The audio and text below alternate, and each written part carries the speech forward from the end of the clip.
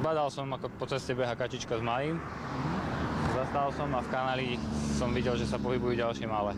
6 mláďat spadlo do hlbokého kanála krytého mrežou. Ich mama sa k ním nevedela dostať a pobehovala po rušnej ceste.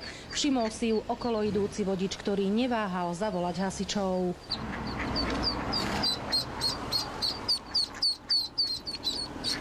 Za mamičkou. Moje, aké si rýchle. Zlaté to je.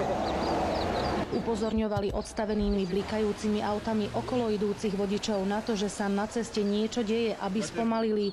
Ďalšie mláďa uviazlo na druhej strane cesty. Hasiči liezli do kanála popri autách, ktoré cestou prechádzali. V premávke si tak museli dávať pozor aj sami na seba.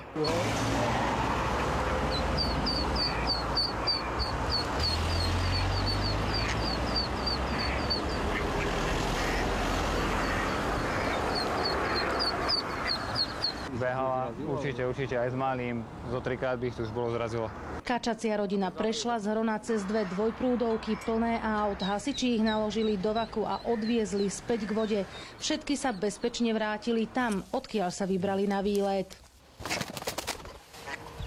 Oni pôjdu za ňou.